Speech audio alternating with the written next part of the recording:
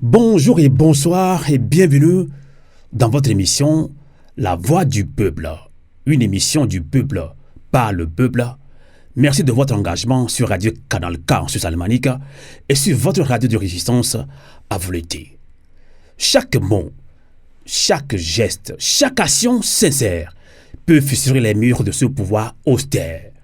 À mes auditrices et auditeurs, c'est sur ces mots de Affessio qui, dans l'un de ses poèmes, a décidé de s'indigner, de demander au peuple togolais de s'indigner contre cette dictature qui n'a que trop duré. Et pour ce poème, Affessio a été arrêté depuis le 12 janvier de cette année. Il est en prison. Avant Affessio, il y avait Jean-Paul Omolo. Il y a maintenant Folu Sativi. Il y a notre avis, Alès à notre avis. Il y a OCI. Il y a Armand. Bref, pour ne citer que cela, au moins, depuis le 6 juin, où le peuple lui-même s'est engagé dans ce combat, on a compris que la dictature a décidé de faire taire surtout la jeunesse togolaise. Mais cette jeunesse togolaise est toujours restée debout, surtout à travers le mouvement M66, qui a toujours lancé des manifestations spontanées au Togo, et le peuple togolais répond. Mais qui opprime ce peuple-là? Qui les interdit de manifester?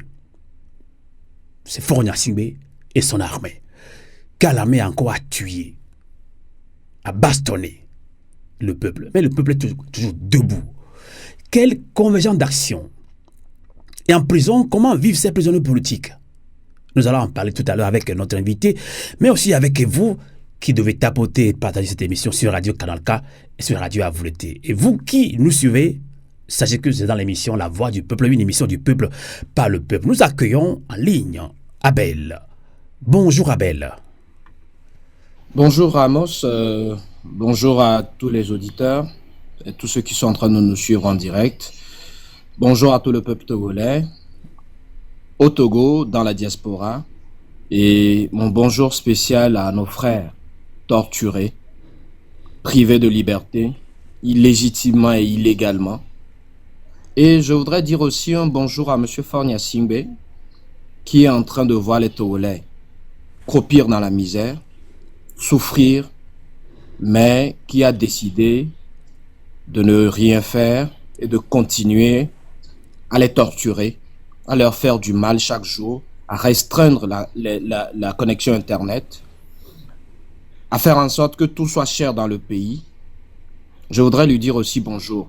Je voudrais dire bonjour aussi à ses ministres qui sont soutiens de son gouvernement, qui sont son soutien.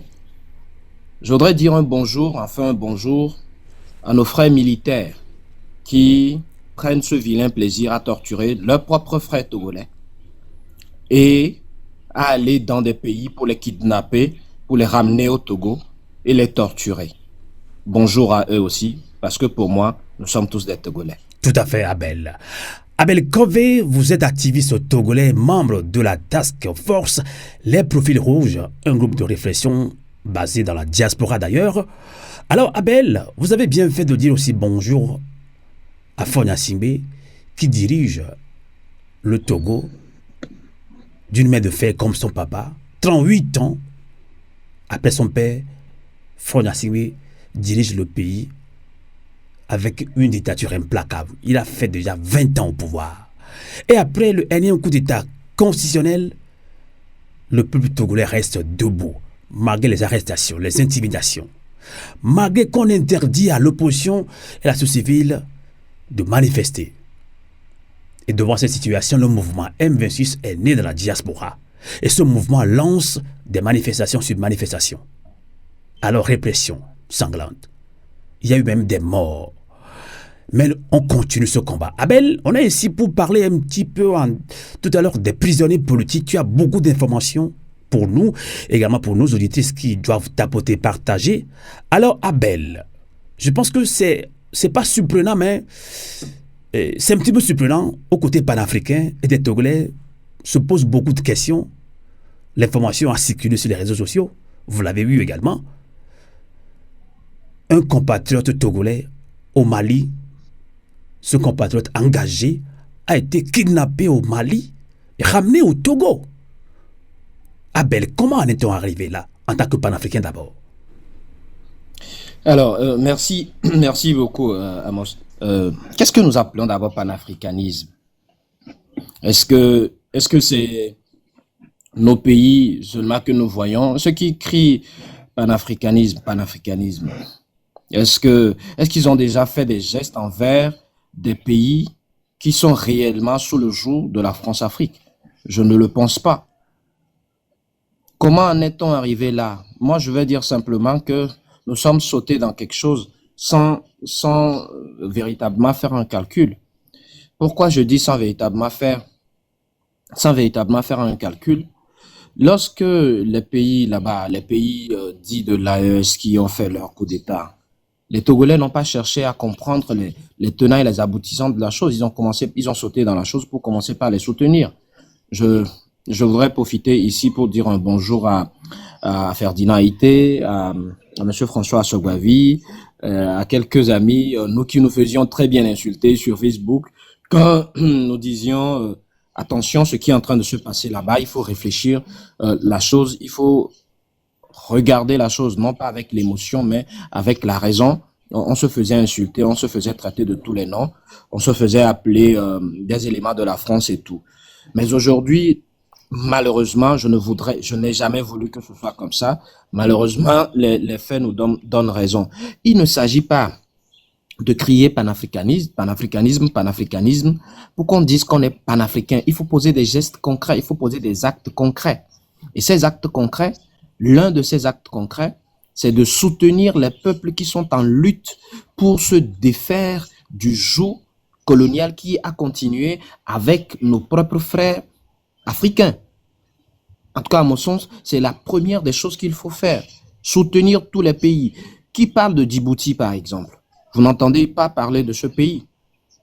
J'ai fait quelques travaux avec certains activistes djiboutiens, mais ils sont dans des choses là-bas. Quel panafricaniste en a déjà parlé? En dehors de notre sœur Farida qui fait un travail impeccable avec d'autres activistes africains.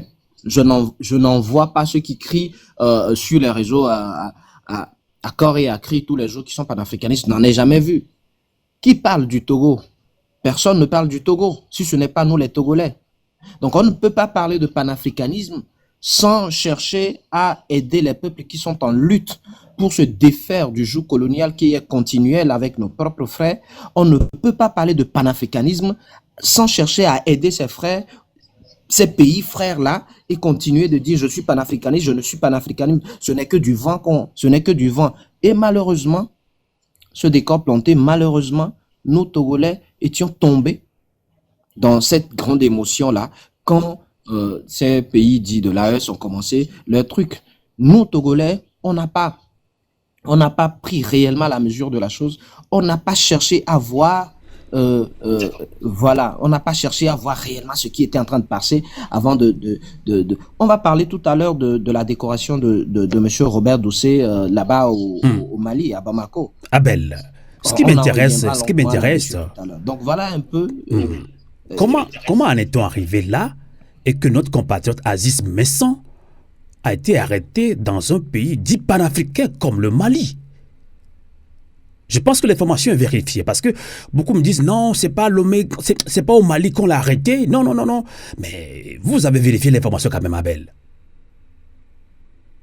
Mais bien sûr, nous avons cherché, depuis que nous avons eu l'information, nous avons cherché à vérifier, à voir si on peut rejoindre sa famille. Et oui, ça a été confirmé. Il a été arrêté effectivement dans une boîte de nuit dans laquelle il travaillait.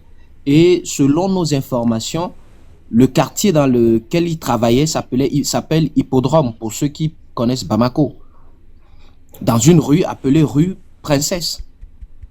Vous voyez un peu? Donc, c'est là qu'il a été arrêté, a été gardé quelque part dans une base aérienne. Et puis, 9 jours plus tard, il a été transféré à Lomé. Il a fait 9 jours également au SCRIC avant d'être déféré à la prison civile de Lomé.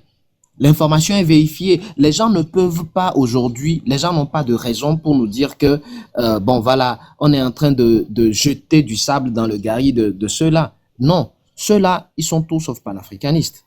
Ceux-là, ils ne nous regardent pas. C'est nous qui les regardons. Et en tout cas, c'est leur pays. Ils sont en train de construire leur pays. On ne leur en veut pas.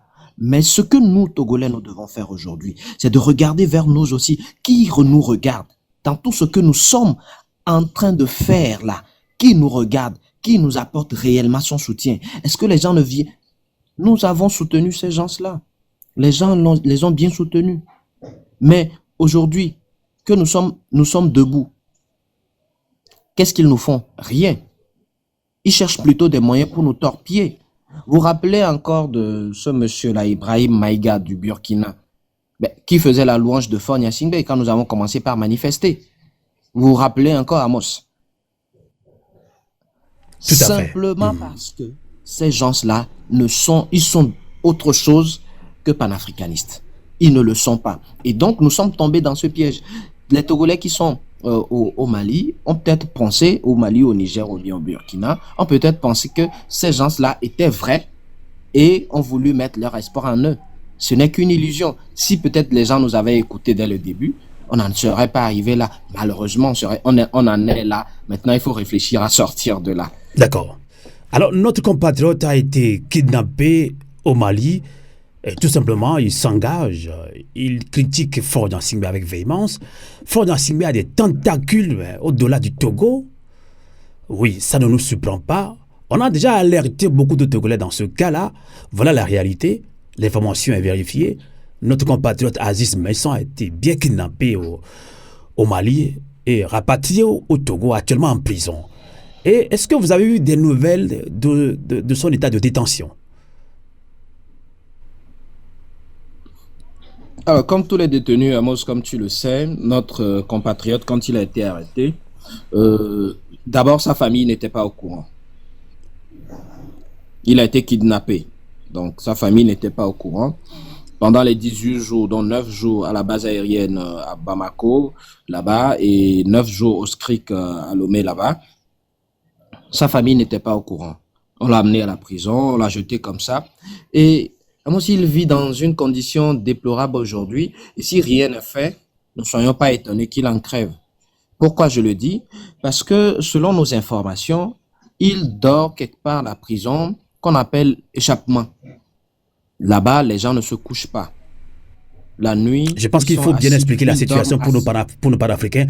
Bon, c'est une cellule où il y a beaucoup, pour ne pas dire, les mots nous manquent. Ils sont entassés comme on le dit, des sardines, hein, c'est ça? Il y a trop de chaleur, c'est pourquoi on l'appelle échappement.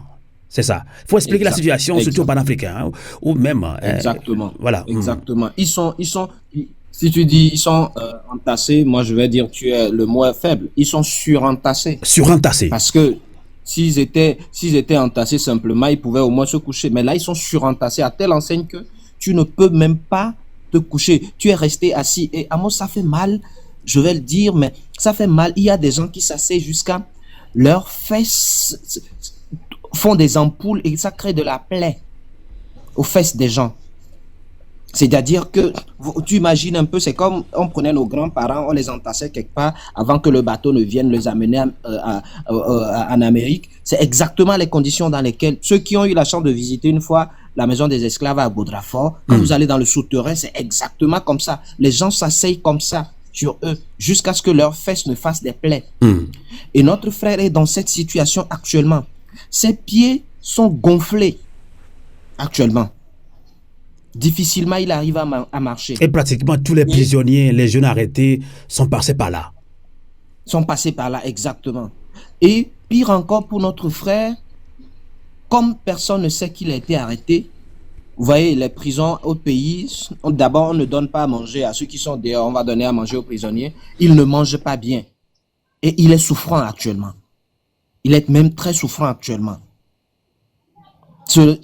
Nous avons, il y a pas possibilité parce qu'il ne peut pas avoir de téléphone à l'intérieur d'une prison. On ne peut pas le joindre pour l'écouter. Sinon, on aurait souhaité le joindre lui-même pour qu'il nous parle. Mais malheureusement, on ne peut pas. Mais les informations qui nous sont parvenues sont d'une extrême gravité. Si rien n'est fait, si nous ne faisons pas quelque chose, si nous ne nous levons pas tout de suite pour faire quelque chose, ne soyons pas étonnés que nous ayons une victime de plus. Et ça risque bien d'arriver si nous ne faisons rien, Amos. Si rien n'est fait pour le secourir, pour l'amener à l'hôpital, pour qu'on le soigne, nous risquons d'avoir encore malheureusement une autre victime. Et ça, les Togolais debout que nous sommes aujourd'hui, nous ne devons pas permettre à ce que cela arrive.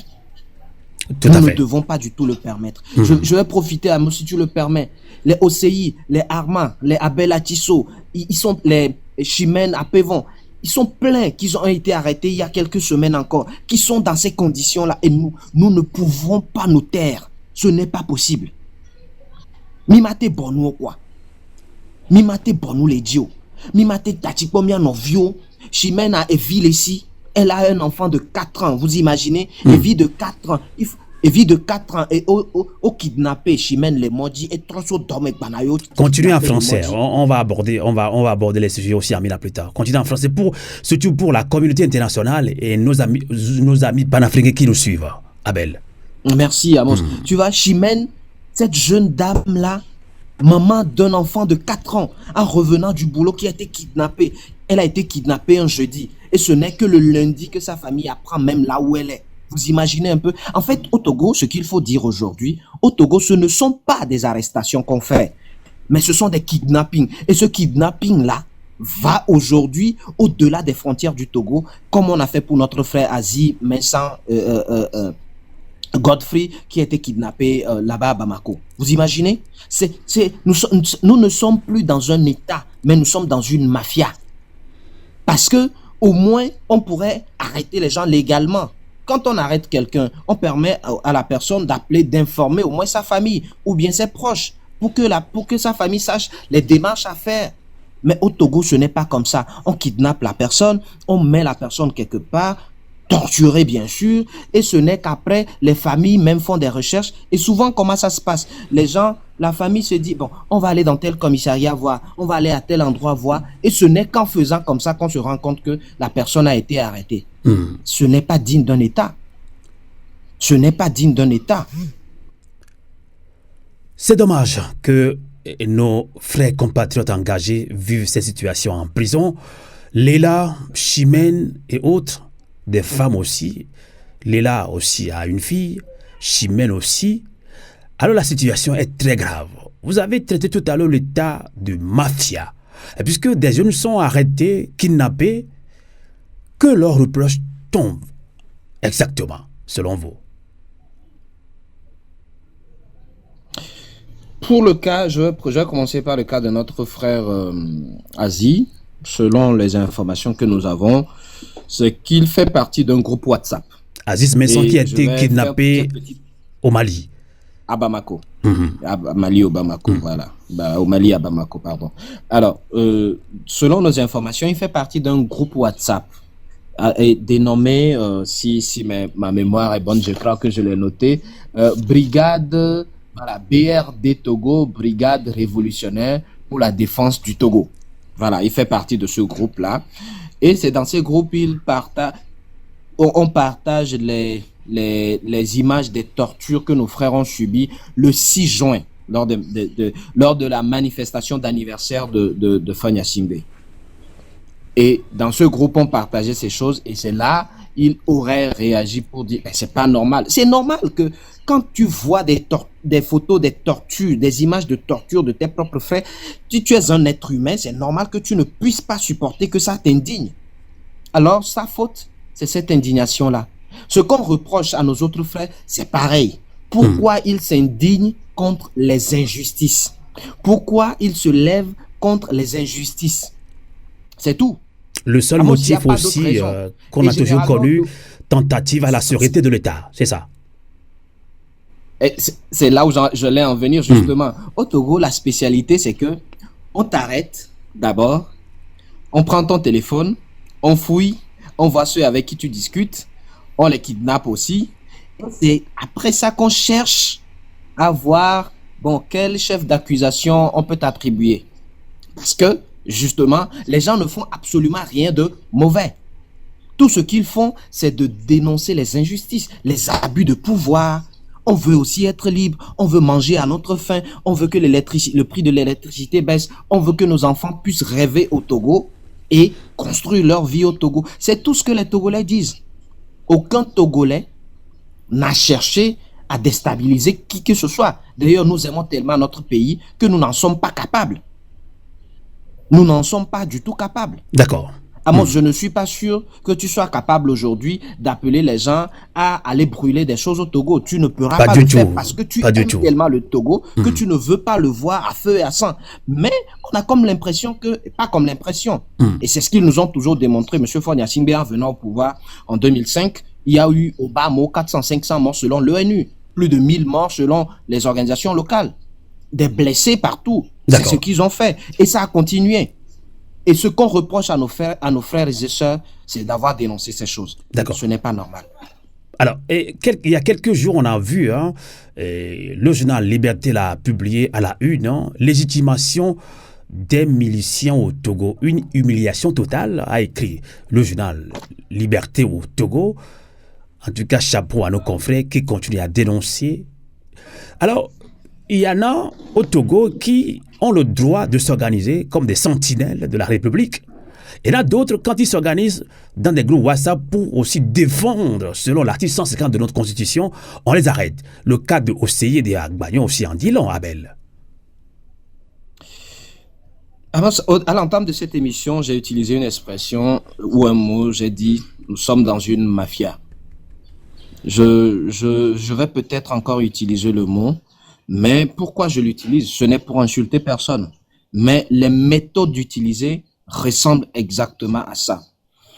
Nous sommes dans un État qui est régulièrement constitué. Donc, il y a une force de défense régulière qui est dans le pays. Il y a les forces, il y a les militaires qui nous défendent la patrie contre les agressions extérieures. Nous avons la police et la gendarmerie qui défendent le pays contre les agressions intérieures. On est d'accord. Et on laisse la police et la gendarmerie, on crée une milice pour dire que nous sommes des jeunes pour défendre notre quartier. Mais on marche sur la tête finalement. On marche sur la tête finalement. La police et la gendarmerie, d'ailleurs, je vais profiter pour le dire, la police et la gendarmerie, notre police et notre gendarmerie devraient comprendre que celui qui cautionne ces milices-là, qui s'appelle, je ne sais pas comment il se nomme, celui qui cautionne cette chose-là n'en a que cure d'eux. Cette personne-là ne veut justement pas de la police et de la gendarmerie, c'est-à-dire des forces de défense régulières. Sinon, c'est leur travail régalien de défendre la nation.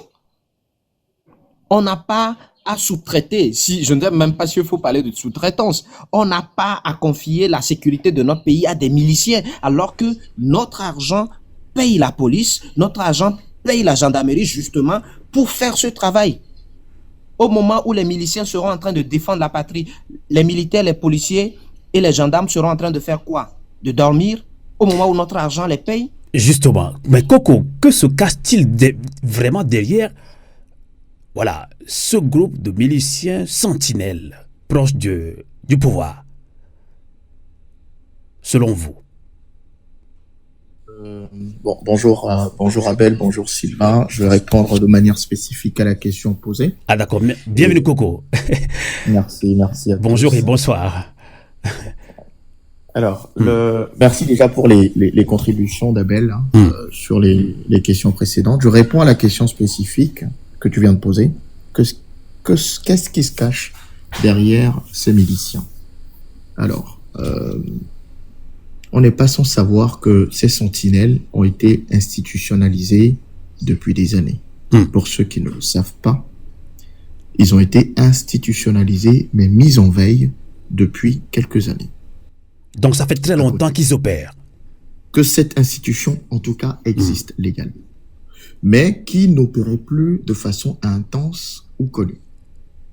Et si vous vous rappelez la période des années 94, suite justement aux événements en lien à la conférence nationale souveraine et au premier soulèvement révolutionnaire au Togo, la période des années 94 a été une année où beaucoup de politiciens ont été traqués, où beaucoup d'opposants au régime, certains ont été enlevés, certains ont été assassinés, d'autres brûlés vifs, et beaucoup de familles ont été exilées.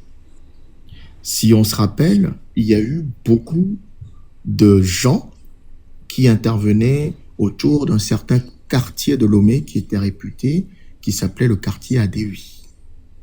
Et aujourd'hui, de par certaines informations qui surgissent, certaines de ces sentinelles qui se sont affichées à l'écran comme étant les tenants cette année ou il y a quelques semaines se retrouvent être directement ou indirectement affiliés à ces milices qui avaient déjà sévi par le passé. Qu'est-ce qu'il faut, du coup, en tirer de par mon analyse, et ça fait que c'est que mon analyse personnelle, c'est qu'aujourd'hui, on a un état de la terreur qui est en train de s'installer à nouveau au Togo. Un état de la terreur. Ça veut dire, avec d'ailleurs le rythme des enlèvements qu'on est en train de voir au quotidien, depuis une dizaine de jours. Vous avez évoqué, Abel a évoqué le cas, par exemple, de ce qui s'est passé au Mali. Je voudrais rappeler que ce n'est pas sans précédent. Dans les 3 derniers mois, il y a eu une tentative similaire sur Dissoro, en Mauritanie. Dans les 3 derniers mois, on a vu le cas d'un certain journaliste Sosoupo, mais qui n'est peut-être pas lié au cas togolais, mais qui était exilé au Togo, qui a aussi été traqué depuis la Côte d'Ivoire et extradé comme ça. C'est juste vous dire que tout régime est, à plus forte raison, une dictature dynastique, néocoloniale, comme celle du Togo, qui est de type héréditaire, tenue par un fils qui a pour seul objectif de se maintenir à tout prix au pouvoir, entretenu par un cercle aujourd'hui qui semble se faire la guerre pour des raisons qu'on ne connaît pas tous, et qui a mis 60 ans à terroriser une population qui semble vouloir se réveiller, une jeunesse qui tente de dire non, mais c'est une conséquence logique qu'on ne veuille réinstaurer un état de terreur. Et donc l'activation de ces milices, la fermeture des frontières, les enlèvements répétés, sont les propagandes de risques de déstabilisation par des pays voisins, sont autant d'éléments qui font penser qu'aujourd'hui, il y a un régime, en tout cas un dictateur à l'agonie, qui semble semer les germes d'une guerre civile. D'accord. Abel, est-ce que tu vois la chose de cette manière aussi, Abel? Merci, Amos. Je disais tantôt que c'est parce que nous, Togolais, nous avons tombé à notre pays que nous en sommes encore là. Sinon, ce qui est en train de se passer dans notre pays, comme venait de le dire Coco, nous avons tous les éléments d'une guerre civile chez nous. Alors, l'heure est grave alors. L'heure est très, très grave. Nous devons sonner l'alerte au niveau international. Bien sûr. L'heure est très grave, plus que ce que nous pouvons imaginer. Si je prends comme exemple simplement le Népal, ce qui est en train de se passer au Népal.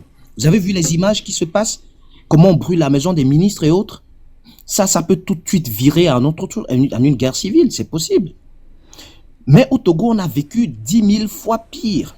Pourquoi? Parce que nous, la dictature, ça fait 60 ans. Je venais de parler de 2005. Je n'ai pas parlé de 2017 à 2020. Je n'ai pas parlé des années 90 à 2000. Je n'ai pas parlé de récemment, le 6 juin, où il y a encore au moins 7 morts, au moins des disparus, des blessés. Nous avons tous les ingrédients, mais c'est parce que nous aimons tellement notre pays, nous ne voulons pas le voir à feu et à sang, que nous sommes encore à l'étape des soulèvements populaires. Sinon, Des pays n'ont même pas connu les 1/10 de ce que nous vivons aujourd'hui. Pour basculer, la Côte d'Ivoire, nous l'avons vu. Entre 2000 et jusqu'à ce que Gbagbo ne parte en 2011, nous avons vu. Les exemples sont tout autour de nous.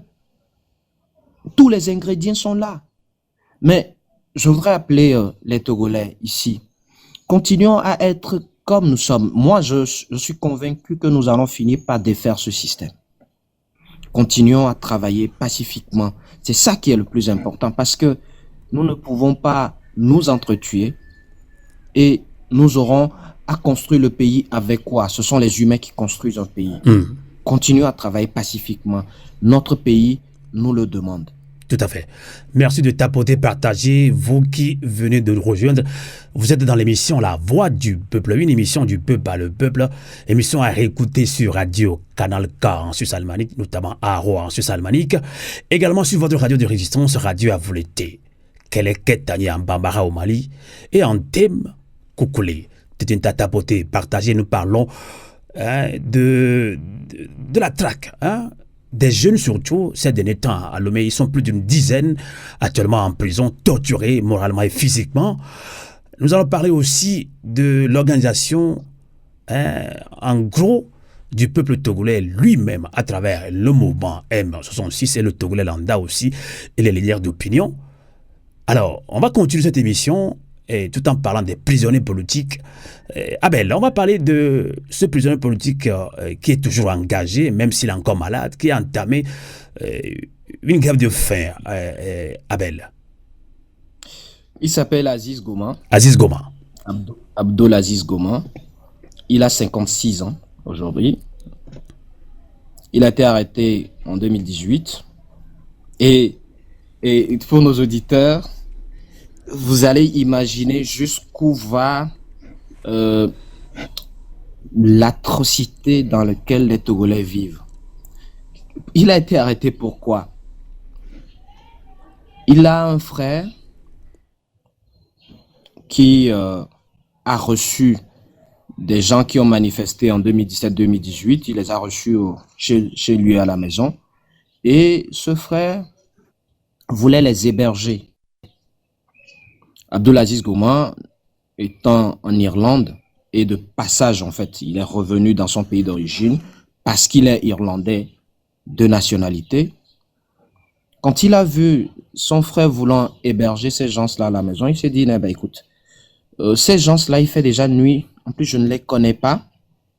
Ce que je vais faire, je vais vous remettre de l'argent, aller manger quelque chose, trouver un endroit, un hôtel, une auberge, quelque chose comme ça, et dormez. Le lendemain, revenez à la maison pour que je vous connaisse mieux, et puis on va avancer. Et il leur a remis 50 000. C'est tout son tort. Il va être arrêté, attaché à un arbre, tabassé, il va vomir du sang, perdre connaissance. On va le torturer.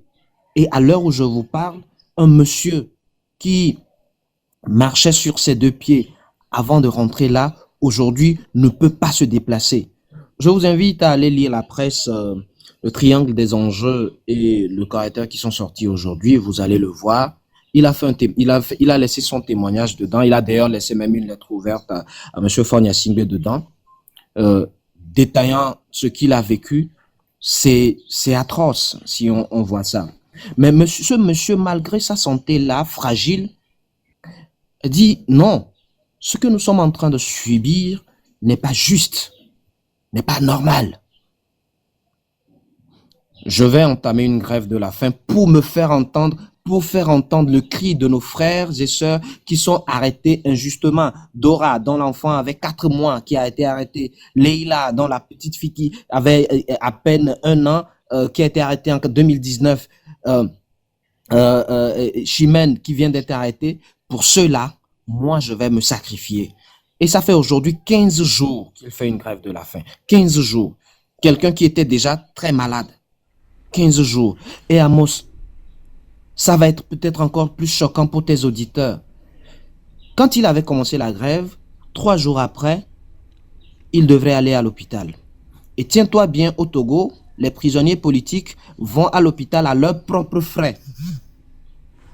C'est ça. Ils vont à l'hôpital, ils vont se faire soigner à leurs propres frais. Et ce monsieur Aziz Goma est allé et les médecins, voyant son état, ont dit on doit l'hospitaliser. Tiens-toi, l'élément qui l'a accompagné a opposé un refus catégorique, dit non, on ne va pas l'hospitaliser. On le retourne. Il dit ok, il se faisait déjà tard, et ça, je te parle de le lundi qui a suivi sa grève, et on l'a ramené à la prison. Le lendemain, on devait le retourner aux soins. Et c'est l'administrateur de la prison civile qui devait donner l'autorisation de sortie. L'administrateur a disparu de la prison civile de Lomé. Mardi, il n'est pas retourné. Mercredi, il n'est pas retourné. Jeudi, il n'est pas retourné. Il ne retournera que vendredi dans la nuit. Tout semble montrer qu'on veut le voir crever. On veut le voir mourir. C'est l'objectif caché derrière. D'accord. Et là, le médecin traitant va insister pour dire il faut qu'on l'hospitalise. Ils vont encore refuser. Il va envoyer une note à l'administrateur pour lui dire l'état dans lequel je le vois, il faut qu'on l'hospitalise. On va refuser et il est retourné. Et depuis le vendredi, jusqu'à l'heure où je te parle, Amos, il n'est plus retourné à l'hôpital. Et voilà. Il est là, en train de mourir à petit feu. Et nous devons tout faire. Il est là, mais il dit pour les sauver. Qu'il tient. Quand vous allez lire dans la presse qui est sortie,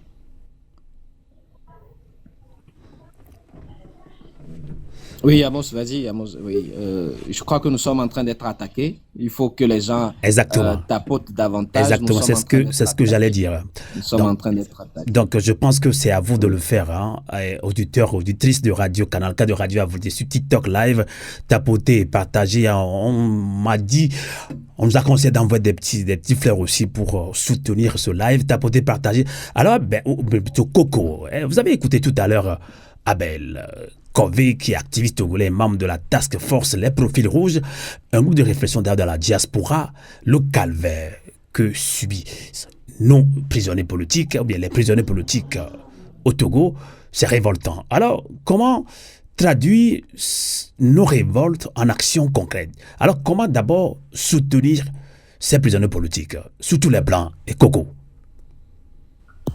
Merci Sylvain pour la parole et merci Abel pour tous les détails qui ont été apportés au cas de certains parmi plus de la centaine des détenus politiques dans le cadre du Togo. Beaucoup d'ailleurs de détenus qui sont pas des détenus qui ont été arrêtés de façon formelle, mais qui ont été enlevés, qui ont été pris de façon arbitraire. Et pour la plupart du temps, pour lesquels sur lesquels on colle des motifs fallacieux, obligeant justement à les garder de façon arbitraire en prison. Comment transformer cette révolte, ce sentiment de colère, en action? Je pense qu'aujourd'hui, la première action est de beaucoup communiquer autour de cette pratique qui est en train de se vulgariser, de sorte que la population résidente, les Togolais, puissent déjà, dans un premier temps, réadapter leur quotidien et leurs habitudes de vie au contexte actuel, qui est un contexte d'état de terreur absolue. Personne n'est à l'abri. Donc, il faut beaucoup communiquer autour pour que, déjà sur le terrain, il y ait des comportements préventifs. Ça, c'est la base.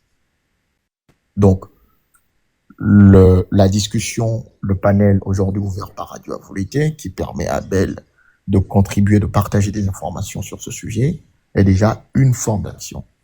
Mais au-delà de la prévention, il faut effectivement que le Togolais soit conscient et travaille pour dépasser la peur. Parce qu'aujourd'hui, Ce qui tient la masse populaire togolaise, c'est la peur et la terreur. Pour le faire, il y a des mécanismes, il y a des gens avertis pour pouvoir transformer toute la colère du peuple togolais en action de révolte, pour pouvoir justement dégager tout ce système dynastique. Donc, je récapitule. Étape 1, on communique massivement autour des enlèvements. On communique massivement autour des arrestations arbitraires pour que tous les Togolais résidents puissent adapter leur comportement du moment à la réalité d'état de terreur qui est en train de s'installer.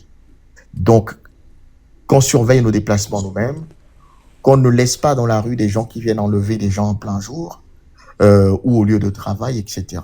Il faut que le Togolais soit conscient de ça. Étape 2, il est important que la peur soit transmutée en révolte, en colère, en rage.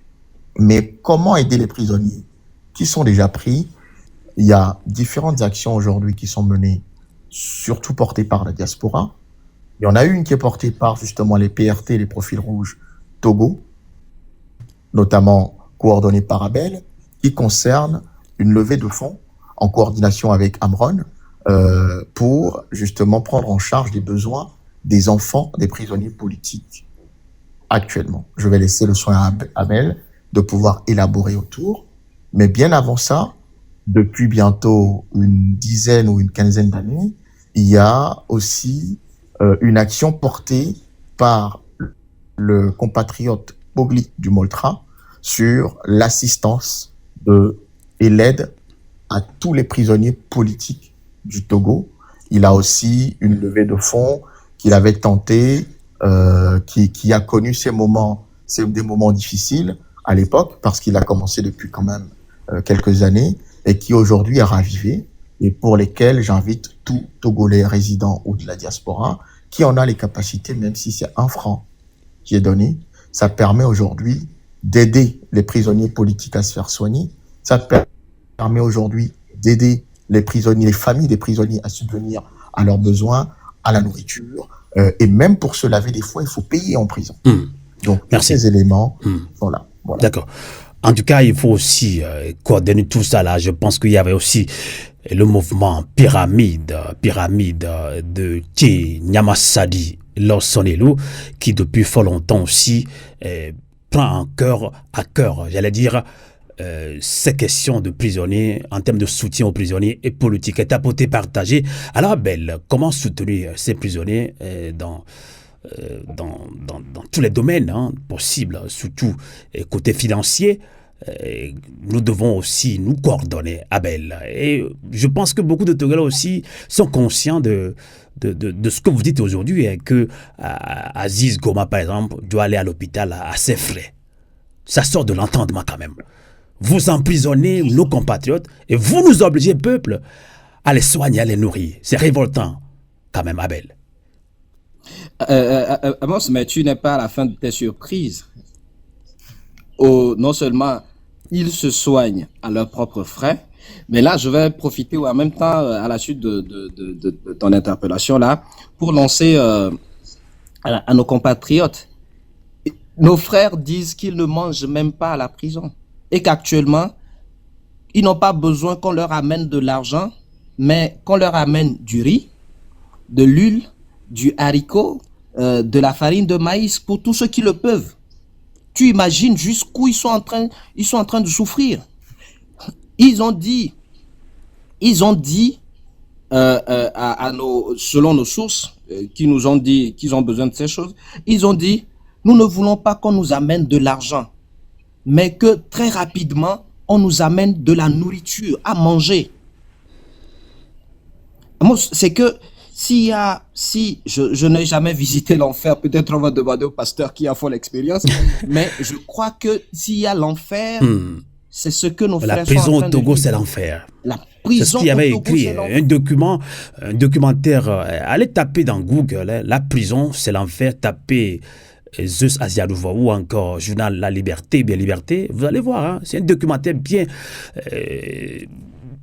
bien nourri d'informations de ce que vivent les prisonniers politiques au Togo. Bien, en gros, les prisonniers au Togo quand même. Les prisonniers, surtout quand on sait que tu es prisonnier politique, c'est-à-dire que tu as dénoncé des choses au Togo, mais on les traite d'une autre manière, de manière plus atroce. Et ceux-là, ils n'ont pas à manger aujourd'hui. Ils lancent un cri de cœur pour dire si des gens ont du riz, des petits sacs de riz, du haricot.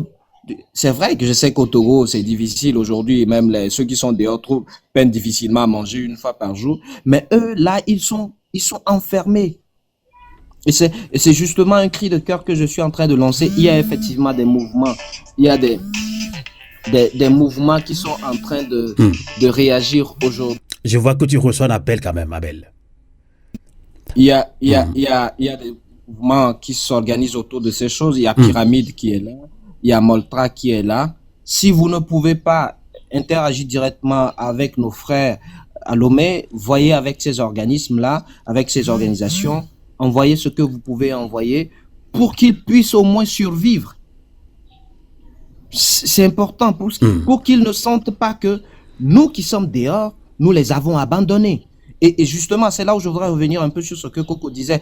Il faut communiquer autour de ce que nos frères là sont, surtout ce que notre frère Aziz Goma est en train de faire aujourd'hui. Il faut communiquer autour.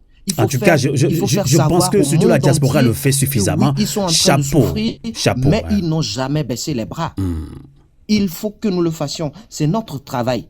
C'est ce que nous pouvons faire pour eux et c'est ce que nous devons faire pour eux. Tout à fait. En tout cas, deuxième sujet, avant ce deuxième sujet, donc il y a nécessité de s'engager aux côtés des prisonniers politiques. Et car nous devons tout faire. Ils sont là à cause de nous aussi. Nous continuons le combat. Vous voyez, Aziz Goma, son cas, malgré tout, dit de continuer. Nous avons eu l'information que notre avis aussi a le moral aussi très haut, comme Afessio, comme tant d'autres prisonniers. Ils sont pas aussi découragés. Mais nous devons tout faire. Donc, 1 euro, 2 euros. Les francs suisses, comme Moltra est basé en Suisse, donc je ne sais pas comment on va s'organiser, mais il y a une nécessité de s'organiser. Donc, d'aller dans une série d'actions par rapport au soutien aux prisonniers. Alors, tapoter, partager. Deuxième sujet, on peut revenir s'il y a une information par rapport aux prisonniers. Coco. Amos, si tu le permets justement, oui, si tu le permets justement, il y a plusieurs choses qui sont organisées. Nous pouvons aller avec ces organismes-là. Mais il y a un de nos frères, je crois qu'il doit être en train de suivre actuellement ce live. Il est écrivain, il vit en France et il a sorti un ouvrage il y a, je crois, 1 ou 2 mois, un recueil de poèmes titré La solitude des faibles.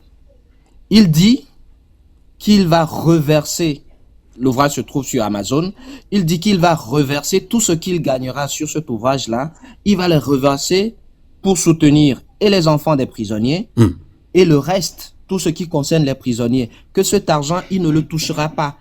Il va complètement le verser. Et je pense que nous qui sommes à l'extérieur, l'ouvrage ne coûte pas cher, c'est 7 euros. Nous pouvons en acheter.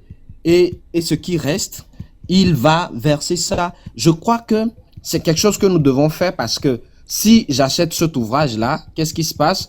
Au moins, non seulement j'ai aidé nos frères prisonniers, mais en même temps, je garde un souvenir de l'aide-là que j'ai apportée à ces frères-là. Je crois que c'est important. S'il est dans le live, je vais peut-être lui demander de partager le lien de son truc Amazon pour que nos frères puissent le faire. Puissent acheter justement cet ouvrage-là. En tout cas, si tu connais son profil TikTok, je pense que un de nos modérateurs est en bas en train de nous aider. Donc, moi, personnellement, ou bien Radio Volonté n'a pas cette information-là. Donc, c'est pour ça que nous avons dit que c'est votre radio. Ce n'est pas notre radio. Mais si vous ne voulez pas venir vers nous, c'est compliqué. Si nous, on nous informe de quelque chose, si on a des informations, on le partage rapidement. Abel est ici pour témoigner. Le jour où tu m'as saisi rapidement, le lendemain, on a produit rapidement une émission.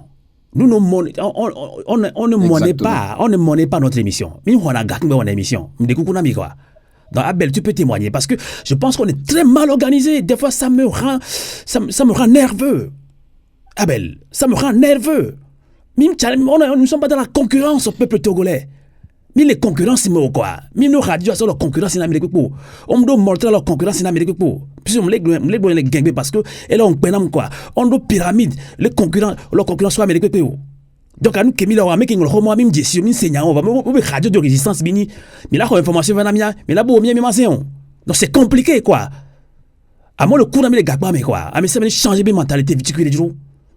Hein, ni biji mko mais c'est comme évident, ni non vieux, le de pas mais on qu'elle a de quoi. On devait tout faire pour mieux nous organiser. Alors on continue cette émission, et je suis désolé de dossier un peu le temps mais c'est à un moment donné Midona na weka saga mais quoi parce que lui elle est vemi sous bon, elle est vue au chat qu'elle est pas mal. Tapoter partager. Alors deuxième sujet donc alors si tout ce que vous venez de raconter sur les prisonniers politiques, si ça ne nous révolte pas, c'est que nous ne sommes pas des engagés, nous ne sommes pas des citoyens engagés patriotes togolais. Ça de nous révolter. On avait tué gratuitement, j'allais dire, Ansem Sénandari Douti Sénaling. C'était en 2012-2013 à Lomé, pas Lomé, à Dapaon. Silence radio. Jacques est passé par là. D'autres enfants sont passés par là. On est silencieux. Je pense que j'ai oublié le nom de l'auteur. Il dit, lorsqu'ils sont venus chercher les catholiques, je n'ai rien dit parce que je ne suis pas catholique. Lorsqu'ils sont venus chercher les musulmans, je n'ai rien dit parce que je ne suis pas musulman. Jusqu'à ce que, oui, ils sont venus me chercher. J'ai compris qu'il n'y avait plus personne pour me sauver. J'oublie le nom de je pense qu'il y a un allemand. Berthold ou comme ça. Vous comprenez un petit peu? Donc on arrête nos compatriotes. On est là. On ne s'organise pas. On fait les clac. Chacun veut faire la lutte à sa sauce, à sa manière. Le fait à part d'affection ne veut pas dire je le fais seul, hein. Il faut une conscience individuelle qui doit obligatoirement aboutir à une conscience collective. Je répète ceci. Tout ce qui se passe au Togo, il faut d'abord une conscience individuelle. Je suis conscient de la situation. Je dois m'engager. Et après, ça doit aboutir nécessairement, obligatoirement, vers une conscience collective. Et c'est de cela qu'il s'agit. C'est ce que nous faisons maintenant avec nos deux invités aujourd'hui.